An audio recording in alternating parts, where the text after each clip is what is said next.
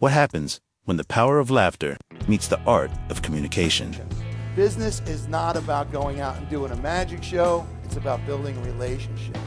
Meet Tommy Hilcken, professional MC motivator and master storyteller who's transformed over 7,000 stages into unforgettable experiences. From classrooms to corporations, Tommy helps people connect, communicate, and conquer fear with humor as his secret ingredient. Today on Passage to Profit, we sit down with a man who turns communication into connection and audiences into believers.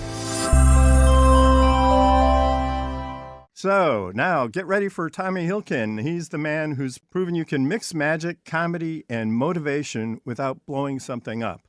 With over 7,000 shows under his belt, Tommy has made students laugh, professionals loosen up, and even corporate teams believe PowerPoint isn't the only way to present. Whether he's pulling off a trick, cracking a joke, or coaching public speaking, Tommy's specialty is turning oh no moments into standing ovations. So welcome to the show. Tommy, my first question is, did you get paid for all 700 shows? 7,000 shows. 7,000. Let me rerun that. So, Tommy, my first question is, did you get paid for all 7,000 shows? Yeah, as they always say, I got paid weekly. Very weekly. Yeah. You know what? Yeah, I have. It's well above 7,000 now. I think you took that off my bio that I never change until I go back into AI and change it. But yeah, so I've been doing this since 1989. It's been fantastic. It's been my life. I've been on stage my whole life. I tell everybody, if there's a microphone in the room, I want to be holding it. Did you always want to be an entertainer? I don't know if I think it was in my genes. My mother would always say, in talking with my father would always say, does this kid ever shut up?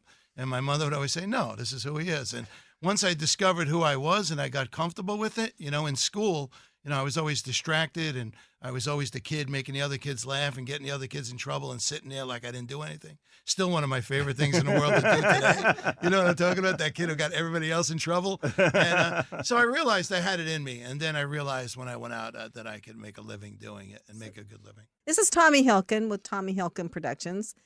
Tommy, can you tell us a story of the very first one that you did? Very first presentation. Very first presentation. I know exactly where it was. I was in Union City, New Jersey, which is right here in Hudson County. I was on the second floor of Burger King. I was 6 months into doing magic, and my friend Mondo opened up a magic shop, and he taught me a magic trick. It cost me $4 to get this magic trick from Mondo's magic shop. He taught me how to do it, and I just started doing it and doing it and doing it. And everybody got sick of me doing it and doing it and doing it. But I only had one trick. And but I did it everywhere I went. And you did it really well. And I would stop everybody and say, watch this. Like if you meet a magician today, you know what they're going to say. Hey, you want to see a trick? That wasn't me, but I ever showed everybody.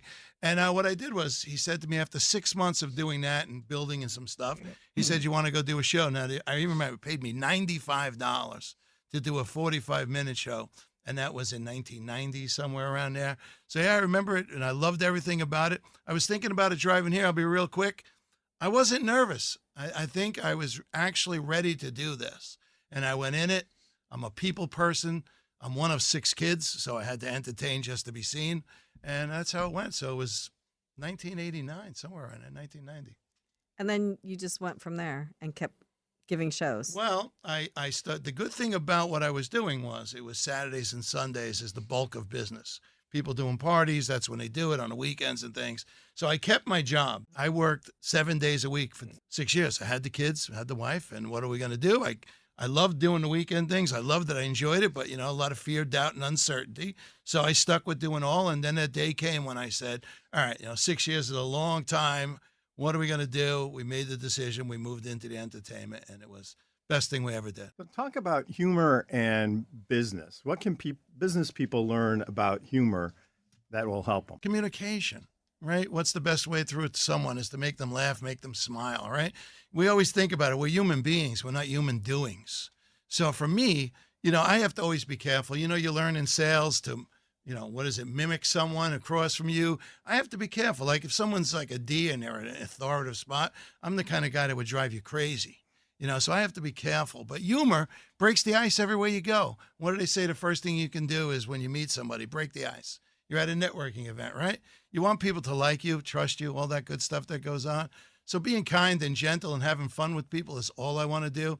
I talk to everyone. I really do. The hot dog guy, we had a few laughs when I was down there.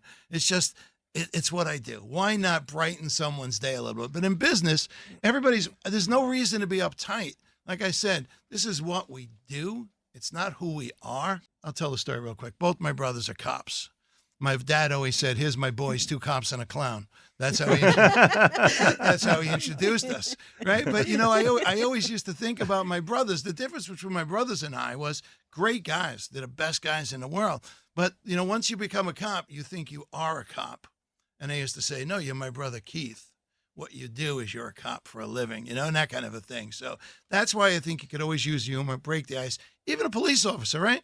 Smile on your face instead of making somebody feel uptight and tense. Crack a joke, say what's going on. You know why I pulled you over?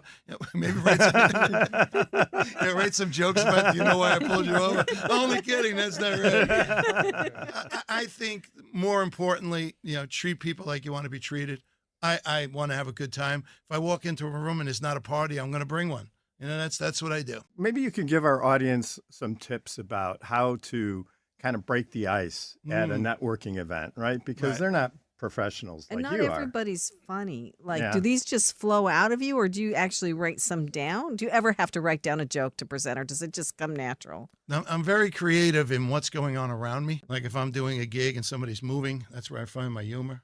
Okay, I'll say to somebody, they walk in front of me, "What's this, a stage you're going through?" You get it? So how does another person do that? Like, can you teach that? Like Richard's saying, if you're at a networking event and if somebody walked in front of me, I probably wouldn't know what to say. Best phrase ever heard to explain that, somebody said to me, "If nobody's ever told you you're funny, chances are you're not." So can you learn funny? You know what? Best thing you can do is be you. Just be you. If it's not in your blood, to actually go out and be funny. But if you're going to write a presentation, you're going to do a speech, you can put humor in it. I always have a tip that when you're writing your speech out, you can look down every 4 or 5 lines. You could put some little quip. There's something funny in there. See, I find humor in everything, no matter what's going on. I grew up in that generation where no matter what. So your best friend fell. What was the best thing you could do? Laugh at him. First you check and see if he's okay. Then you laugh the rest of the time and you tell the story about how he fell in the schoolyard and you just kept going on and on, right? And you loved everything about it. You fall down the stairs, it's funny as long as you're okay, right? It's funny. So I grew up in that type of thing where I find humor in almost everything. A little shaky in today's world. I got to be a little careful more now than I ever was. Do you think it's harder now? I mean, you say you're a little bit more careful, but you're being funny right now and you're not stepping on any toes. Right, not now. But if you have an audience and, it's always funny. I find people that come to a comedy show and then you look and they don't want to laugh. I'm like, "What are you doing here? Get your money back. Go, get out of here." You want the people surrounding you you came to have a good time. And I learned from the best in the business, like Rodney and guys like that and, Sam Kinison and Andrew Dice Clay, all the people that were irreverent. And I loved everything about it. So in today's thing, people doing business, telling comedy, I don't think you want to be a comedian. You want to be you, maybe unbutton a shirt, loosen up a little bit, and just be you. I think the biggest challenge everybody has is trying to be somebody else. But if it's not in you, it's okay. So this is Tommy Hilcken with Tommy Hilcken Productions. You give presentations, you do comedy shows, you do game shows, which you and I were going to do a game show together, right? I hope so. But you also teach people how to present, right? Yeah. So what is one of the things you tell people if they're going to have to get on a stage, especially if they've never done it before? Yeah. I learned this through the years. So I learned from the best. Zig Ziglar was my idol, and I met him in 1996. I was doing the comedy, and then I went to a thing called Success 96. It was in the Meadowlands Arena, back when it was the Meadowlands Arena, and I heard him speak, and I said, "Wow, this is amazing. I'm already speaking. I know how to hold a microphone. So how do I put this into a living?" So I learned from Zig, and then I just pretty much teach everything Zig taught me. So when it comes down to presenting, people always say, "What's the number one fear in the world?" Public speaking, right? They always say you'd rather be in the coffin than giving the eulogy. It's the old adage, right? It's so true. They say it. But one thing I discovered is that there really is no fear of public speaking. And this is what I want to get across today. It's a fear of being judged. Because right now, we're all doing public speaking, right? We're thinking about it. We're talking to each other. Right now, you're sitting at a networking event. You're talking across the table. You're doing public speaking. But everybody thinks once you get up in front of the room, everything locks up. because you're afraid of what people are going to think about you. Oh my, how am I doing? Right? Your stinking thinking creeps into your head.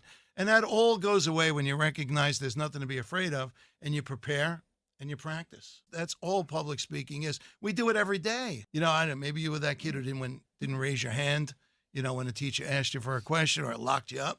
That's your personality. You have to break through that and go out and do, because presentations, we all know it's a big part of our lives, no matter who you are. So what do you think to yourself when you're standing on that stage with the mic in your hand and there's like maybe 100 people out there all looking at you? What do you tell yourself? Great question. And they've all been great questions up to that point. Not that this one's any better. I'm just throwing it out.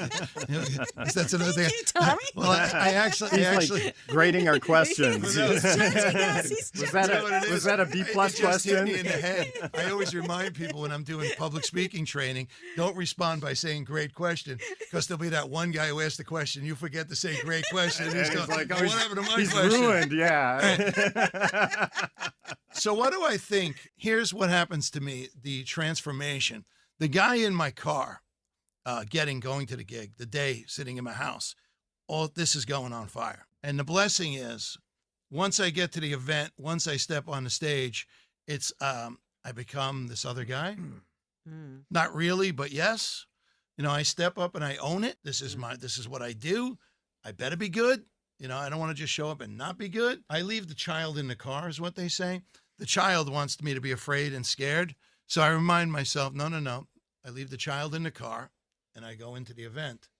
And what I have to do is, one of the best things I do is, you have to open up strong and get everybody on your side. That's the most important thing you can do, is open up strong. Talk to people. Everybody thinks they have to go out and do a presentation. You see somebody with a nice jacket on or something, or a woman, you say, that's a great outfit. Thanks for wearing it in the front row. It brightens up my day. Yeah, you have to get people on your side when you're doing public speaking. And the best way to do it is, remember, it's me, a human being, talking to fellow human beings, nothing more, nothing less. Nobody's better at anything. I might have become better at public speaking. That doesn't mean you can't. Is it always been easy, or has it gotten easier with more experience? The phrase I use is, I still get butterflies. I just learned how to make them fly in formation. You give presentations and they get rave reviews. They're great.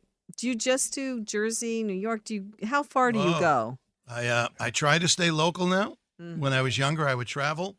You know, I used to perform in Japan. They'd send me to Japan for 3 weeks. And then one time I'm away from my wife and kids for 3 weeks, and I'm halfway through and I'm like, I'm halfway around the world. I can't get home if I have to. And it started to bug me. There's a ton of business in New York and New Jersey for speakers and entertainers. You don't have to leave, especially right where we are, Morris County. I mean, there's every corporation there you can think of, every business. So I network right locally and meet the people who give me the business here. Not really give me the business like you. No. Yeah, I'm going to give you the business. Oh my God, here. Come on, mister. So what event do you remember the most? Well, usually the ones that click to your head are negative. So I'll give you one that was there's two that were very impactful early in my career. I was brought in to do a comedy roast, and the only information they gave me was that the man was a professor and he liked to read. So I'm like, that's a lot to go on, huh? So I go in, I'm going to do this. The guy says, you can do a roast. Come on, you're funny. So I take the gig and I go. And the first thing I look in is a woman sitting there with a bouffant, you know, with big hair, if anybody remembers what a bouffant was. And I look at it and I go, wow, that's some great hair. You ever find any spiders in there? Right? Tommy, no. No, true story. And I got that from The Longest Yard. That was Burt Reynolds talking to Bernadette Peters in The Longest Yard. And the woman waited 45 minutes till I was done and met me at the elevator. She didn't come back in. She stayed out there and literally attacked me about her hair, how long it takes her to get ready. One of the things that I used to do when I was early on in my career, if I got a little nervous and I felt like it wasn't going well, I would start throwing jabs out, you know, because that's a way to find humor and whatever it was. So she taught me a valuable lesson. And when I was doing this earlier on, I met another woman, and I was 10 minutes into my show, and she comes up to me during the thing, she whispers to my ear, can you do anything else? I go, no. And I literally said, it's all I know. And what I did was, instead of having that woman be the woman who ruined my career, she actually turned everything around. Because the answer was, no, I couldn't do anything else. This is all I knew. This is all I learned. And then I realized if I want to do this, the next person asked me that, I could always say yes. So I learned juggling and things. I started putting new things into my act that I could do whatever I needed to do. So those two things were the negatives that stuck out. And as far as doing, going to Japan was great. I'm a big baseball fan. They hired me to perform in Japan, and in my contract, they took me to a baseball game. I made sure if I'm coming to Japan, so I went to a baseball game in Japan. But so those are great memories of what I do. What about your life now would surprise your younger self? I mean, when you were like 6 years old or 7, did you ever expect that you were going to be a comedian and entertainer? I have 2 lives. I'm actually 38 years sober. From 16 to 27, I was a walking, talking disaster.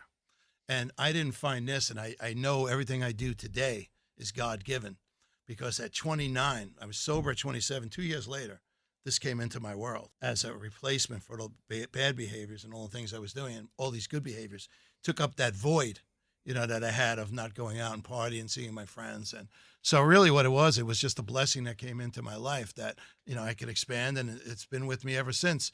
38 years sober, in business 36 years. So God had a plan for me, and I just went along with the plan. Yeah, congratulations. Don't forget to experience more of Passage to Profit by subscribing to us on Facebook, Instagram, X, and YouTube, or subscribing to our podcast anywhere you get your podcasts. Just look for the Passage to Profit show on any of these platforms. Tommy is a comedian, a speaker.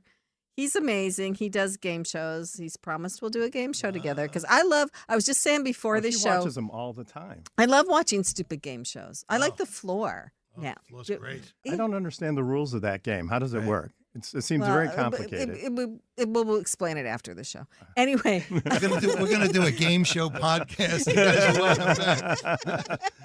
Okay. So anyway, but let's get back into the discussion. So we've been picking Tommy's brain about how can you get up on a stage and present to a bunch of people. We've got some really good feedback, and also how he got started. You've spoken at like student assemblies, right? Sure. I mean, what do you tell those kids? Sit down, shut up. Does that work? No. You know what it is with kids. You ask the teachers, you ask the PTA, the PTO, what's going on in the school. So it's a great way of delivering a message that they don't know really where it's coming from. If they hear it from their parents, if they hear it from the school, the PTO, right, they get defensive. But if you go in and you start doing it with humor and delivering it, and the message is going out to them subliminally, right? You're planting seeds to the kids because they close up to their parents and things like that when they want to. So like talking about shutting your phone off, putting your phone away during school. See, now they're forcing kids to, school has to step in instead of going in and doing a presentation on why it's more important to listen in class, not focus on shutting the phone off, but you can't really hear, you can't learn if you're really focused on your phone. So I take it all around, whatever the topic might be. So I ask the teachers, what do they need help with? Somebody coming from the outside, no matter what it is, always gives a shift that their kids are willing to listen to. And you mix the magic in, you mix the comedy in, they're having a good time. I use the old Fat Albert approach. I don't know if everyone remembers that. I remember. Oh, yeah. Fat Albert. I probably can't say fat. No, you can't say fat these days. Slightly plump Albert. You're gonna learn stuff. You're gonna have a good time, but if you're not careful, you're gonna learn something. And that's the way I look at it. We're gonna have a good time, but if you're not careful, you just might learn something. So what are they asking you to talk about, though? I mean, what are the issues today? One of the keys that I always had an issue with, it's always been bullying. Yeah. And then it turned to cyberbullying, which if you don't know about it, bullying was easy enough. It's usually the one kid challenges you to a fight. You're not a fighter. You get punched in the face. And, it was done there at the schoolyard or done at the school. But this cyberbullying thing now is 24/7. Mm-hmm. You could just open up your phone and somebody's saying something about you. And these kids are taking a beating with that. I hate everything about it because, as Mike Tyson would say, everybody has a plan right up until you get punched in the face, And so everybody's fighting online, but not really backing themselves up that, it was me, I did this. I don't like focusing on bullying. I think what you focus on, you get more of. So I go in and I talk about focusing on being a good person, surrounding yourself with good people. As my mentor used to say, OQP, only quality people, right? The secret to life. Surround yourself with quality people. So instead of going in and focusing on the bully and making the bully get all the attention, I talk about how great it is to be a nice person, to help someone. I take that approach because I really believe what you focus on. So if you say the word bully, bully, bully, bully, everybody, all they're thinking of is bully, bully, bully, bully. So I think about being nice, being kind, being gentle, being respectful, all those things that really, really work. So that's the way I take the approach. I have been sitting here waiting to ask you this question since we started the show, and you talked at the very beginning. What was the magic trick Oh. The first thing you please. did, first one you learned. Please. What was it? What'd you do? No, I ain't telling you. Come on. Next You thing I have to know, buy you'll be your own doing trick. it. 6 months from now, you'll be taking my business. I make a little handkerchief disappear. Oh. That's all. That's all it was. $4. If you want, I'll send you the link. You could all do it at home. Hey, you've been forget about Bobby's that financial taking notes stuff, here. man. And that led to this career. Making a handkerchief disappear led to Some this people call career. it a career. I don't know. See, I always, that's one of my jokes I always use. I say, look at me, I'm working Montville. My career's booming, right? You know, it's like, and then the people laugh and I go, no, it's a career. It's a career. It really is. You know, my parents are proud, you know.